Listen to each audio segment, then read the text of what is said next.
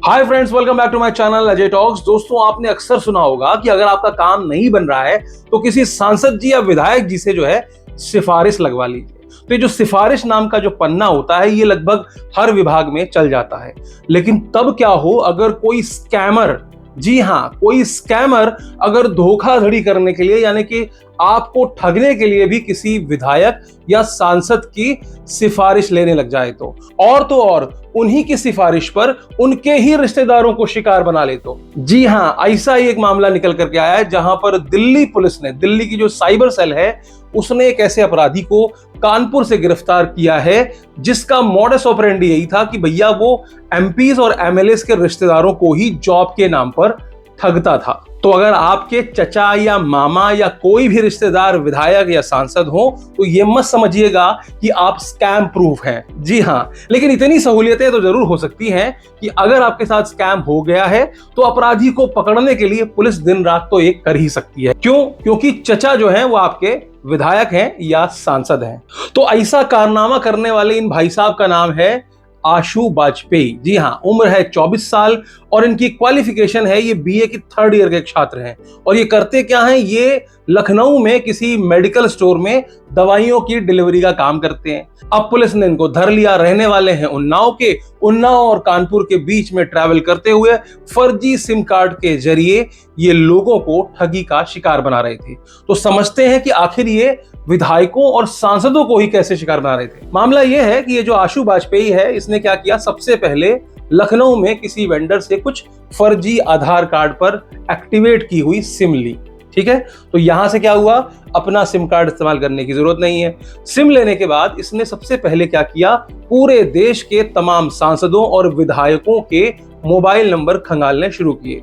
Google search किया, तमाम लोगों के नंबर्स निकल करके आ गए। अब उन सांसदों और विधायकों को इसने अप्रोच किया ये कह करके कि वो एसबीआई का कोई अधिकारी बोल रहा है और अगर आपका कोई रिश्तेदार या शुभचिंतक जॉब देख रहा हो, जॉब की तलाश कर रहा हो, तो वो यहाँ पर बैंक में क्लर्क की जो जॉब है उसमें उनकी सिफारिश के तहत पे नौकरी लगवा सकता है। अब किसी भी सांसद या विधायक जी के पास आप चले जाएंगे तो वहां लोगों का तांता लगा रहता है जिनको होती है जॉब की जरूरत। यही नहीं, उनके रिश्तेदारों को भी जॉब की जरूरत होती है। तो यहां पर क्या हुआ कि कुछ विधायक या सांसद जो थे वो उनके झांसे में आ गए। उन्होंने अपनी सिफारिश से अपने रिश्तेदारों तक इन भाई साहब का नंबर पहुंचा दिया कि भैया अगर आपको बैंक में क्लर्क की नौकरी चाहिए तो इसको संपर्क कर लीजिए। तो अब क्या हुआ? जो रिश्तेदार हैं वो बैंक में जॉब पाने के लिए इसको संपर्क करने लगे। तो मामला कहां से सामने आया? मामला सामने आया दिल्ली से, जहां पर एक युवती ने ये कंप्लेंट दर्ज कराई साइबर सेल में कि 25,000 रुपए की ठगी इस शख्स के द्वारा कर ली गई है। हालांकि तब नहीं मालूम था कि वो यही बंदा था। तब इतना ही मालूम था कि ऐसा ऐसा एक नंबर मिला है जहां पर कि बताया गया था कि ये शख्स जो है ये दिल्ली की चांदनी चौक शाखा के ब्रांच मैनेजर बोल रहे हैं एसबीआई बैंक के। और इन्होंने बकायदा उस महिला का इंटरव्यू लिया फोन पर और कहा कि अब आपका चयन जो है वो एसबीआई में एक क्लर्क की पोस्ट पर हो गया है। अब जॉब मिल रही है तो फोकट की तो होगी नहीं। डॉक्यूमेंटेशन के नाम पर, रजिस्ट्रेशन के नाम पर और सिक्योरिटी फीस के नाम पर इस बंदे ने उस महिला से 25,000 रुपए की ठगी कर ली। और तो और ये बंदा इतना शातिर था कि इसने जो ठगी की रकम थी उसके लिए अपने बैंक खातों का इस्तेमाल किया ही नहीं। उन्नाव जिले के ही किसी गांव में कोई मनी ट्रांसफर की दुकान पर, जहां पर ये आधार आधारित जो है पेमेंट के लेन देन होते हैं, वहां पर इसने इस पैसे को मंगाया और उसके बाद उस दुकानदार से ये पैसे ले लिए। अब दुकानदार को ये बोला कि हमारे कोई रिश्तेदार हैं भैया, वो पैसे भेज रहे हैं, हमारे पास कोई खाता नहीं है, तो आप अपने खाते में मंगा लीजिए और हमको दे दीजिए। तो इस तरह से अलग अलग दुकानों से बताया जा रहा है कि इस बंदे ने अलग अलग लोगों के साथ में इस तरह की ठगी को अंजाम दिया है। यहाँ यह भी बताया जा रहा है कि ये अकेला नहीं है, ये और इसका जो सगा भाई है वो दोनों मिलकर के ही इस ठगी को अंजाम दिया करते थे। फिलहाल इनके ऊपर दिल्ली समेत 5 अलग अलग राज्यों में इसी तरह के अपराध में जो है एफआईआर दर्ज है और इसके साथ ही 16 अलग अलग साइबर कंप्लेंट्स भी इसके खिलाफ में दर्ज हैं, जिसमें भी सेम मॉडस ऑपरेंडी के तहत इसने एमपी और एमएलए के रिश्तेदारों को जॉब देने के नाम पर ठग लिया है। कुछ भी हो, इसकी हिम्मत को तो दाद देना चाहिए।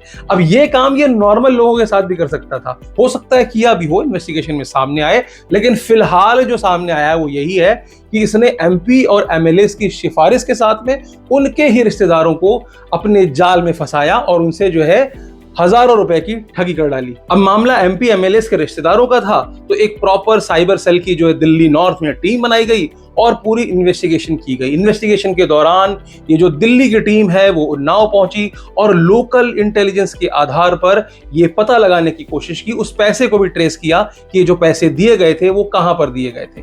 उस दुकान तक पहुंचे, दुकान से उस तक पहुंचे और बाद में जो नंबर्स थे जिसके माध्यम से उसने लोगों को ठगा था, इंटरव्यूज लिया था बकायदा, उन नंबरों को ट्रेस किया गया, उनकी लोकेशंस को देखा गया तो पता चला कि भाई साहब जो है वो कानपुर में किसी होटल में छुपे हुए बैठे हैं। अब अपराधी कितना भी शातिर हो, अगर पुलिस चाहे तो उसको आसानी से पकड़ सकती है और यही हुआ, पुलिस ने उसको कानपुर के एक होटल से धर दबोचा। बस ऐसी ही मुस्तैदी मैं चाहता हूं कि इस देश के हर आम नागरिक के साथ में होने वाली ठगी के जो मामले होते हैं उनको सॉल्व करने में भी पुलिस को दिखानी चाहिए। अगर आप मेरी बात से सहमत हैं तो कमेंट सेक्शन में अपना सुझाव जरूर दीजिएगा। चलिए, तो आज के लिए सिर्फ इतना ही, फिर मिलेंगे किसी और वीडियो में किसी और नए स्कैम की चर्चा करते हुए। इस वीडियो को अंत तक देखने के लिए आपका बहुत बहुत शुक्रिया। चैनल पर नए हैं तो चैनल को सब्सक्राइब करते हुए जाइएगा। वीडियो अच्छी लगी हो तो लाइक कर दीजिएगा और दोस्तों तक इस तरह की इंफॉर्मेशन अगर आपको पहुंचानी हो, उनको भी सावधान करना हो इस तरह के किसी भी स्कैम से, तो कृपया इस वीडियो को ज्यादा से ज्यादा मात्रा में शेयर जरूर किया कीजिए।